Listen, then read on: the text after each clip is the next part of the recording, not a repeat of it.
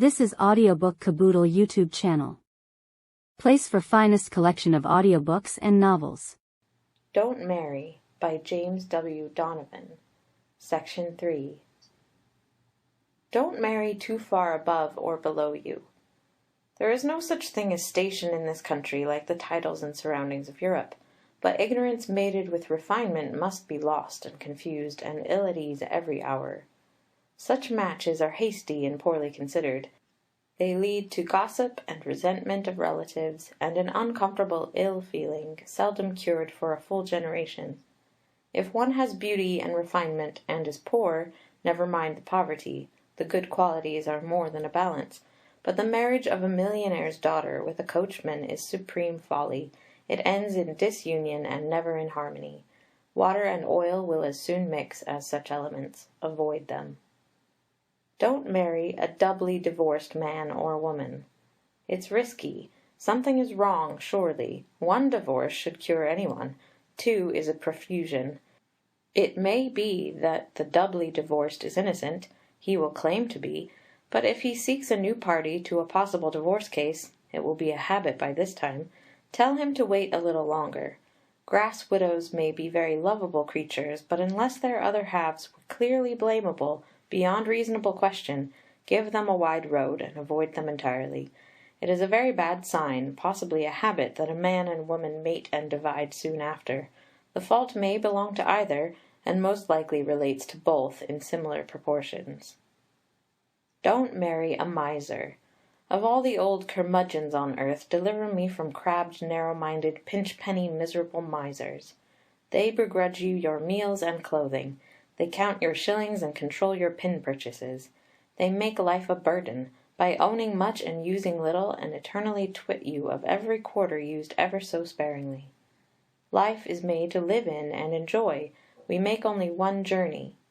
We need not open up our purses and leak out the pennies just to see them roll around promiscuously, but cutting notches on a stick for each one of them, and never spending, even for necessaries, without dread and grudging, is intolerable. I had rather be poor and enjoy something. Don't marry too far apart in ages. June and December is a long, long distance in matrimony. Some people are as young-hearted at 60 as others are at 40. Some men at 45 have hardly reached their manhood. But old white-headed men marrying girls in their teens, servants generally, are pitiable spectacles. To the girl it is suicide, to the man sheer folly, no need of marrying the man. The girl is the most interested in this don't sentence. Why not, if you love him? This is the reason, not jealousy. That is a partial reason, but consistency. Think of a trip round the world or across the continent with one older than your father to be called your husband, to be your husband. It must be humiliating. It is annoying. It is foolishly silly and inconsistent. Money is a small compensation for such a sacrifice. Love, and love only, should govern marriage, and I doubt its sincerity when the difference goes beyond reason. Marry one whom you trust, admire, respect, look up to, and confide in, can be true to, and one whom you love from good and earnest motives. Respect is a cold lunch in a dark dining room. Love is a picnic in the woods. Think of a picnic and an old man escort! Don't marry too old. Be in earnest about it. Here is the thought, in a nutshell. Too old to love. I never loved but one, she said. I loved him just for fun, she said. And saying this, she swung her head. Had she been frank, they had been wed. I saw her at a ball that night, her eyes so dark and face so white, her tone and manner wild delight. I knew she served him not aright. I am too old to love, she said. The one I loved in fun is dead. I plant these flowers above his head. Here lies my idol, dead, she said. 'Tis sad to think it might have been. 'Tis sadder yet to feel my sin. Love learns too late, but then, he loved me once, the best of men. I never see a pure good face, nor painting outlines ever trace, but he is near, his love is dear. Had I been earnest, he were here. She veiled her dark eyes with her hand. I turned away. True love is grand, I murmured in an undertone. Life gives no more than love of one. Don't marry odd sizes. A tall man with a little woman looks awkward enough, but a tall woman with a little tiny man is a misfit, surely. See if you can't find someone of your size, as the school lads say in a wrestle. Pair off like soldiers in time of dress parade, with an eye to unity. This caution relates to extremes, of course, and not to small variances. Some change and grow portly after marriage, but none get very much taller after 24. Just for the looks of the thing, pair off in uniform lines. Don't marry a man or woman without a character.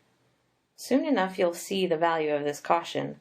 Character is a matter that grows through a lifetime, but enough of it crops out early to be noticed.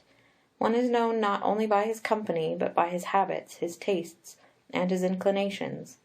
It is said that some whole families are born fast, some thievish, some inclined to crabbedness, others mild, upright, honest, and reliable. It runs in the blood in some cases. Suppose one is to marry for virtue, purity, and uprightness, he will seek it in the blood as much as he would look for quality in a racer.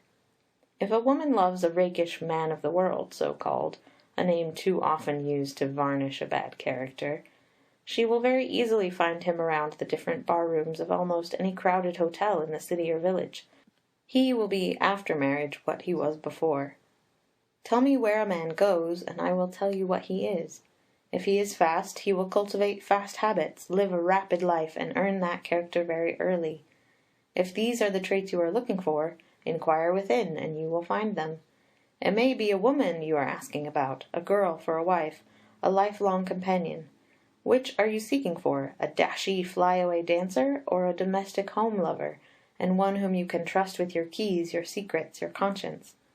Look to her character. In either case the man or woman has lived somewhere. Find out about it how long, how well, how faithfully. A well-to-do widow was crazy to marry a man that she fancied, and who actually refused to give more than his name and hotel, and no references. On careful inquiry such a person was known by no less than 2 to 4 names, changed to suit circumstances. The spell was broken, and the match ended. Men and women often rush into matrimony as game is run into a trap, for the little tempting bait set to catch them, a catch-as-catch-can race. They marry and risk a lifelong happiness on less actual information of each other's real nature than a good horseman would exact of his carriage horse's pedigree.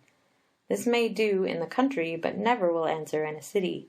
Sense and reason dictate that men and women, to enjoy each other's society, should see well to the match beforehand. A fine hand, a small foot, a becoming hat, a twist of the head, a simper, or a half-witty saying, will do well in their places, but colours must wash and wear to stand a lifetime. Don't marry a clown. A silly fellow that jokes on every subject never did amount to anything, and never will. All he says may be very funny, very, but how many times can he be funny? Fun will grow stale and threadbare. One cannot live by it. Life is a trip that costs car fare, wash bills, board bills, trinkets, notions, and actual outlays. Real providers are never clowns. The clownish fellow is a favourite in school days. He is so cute, just as cute as a cotton hat, so cunning, so witty, so nice. Is he? Wait a few years, until his nice nonsense turns to active business. End of section 3. This was Audiobook Caboodle YouTube channel presentation. We hope you enjoyed listening. For full audiobook, check out our playlist section. Links in description below.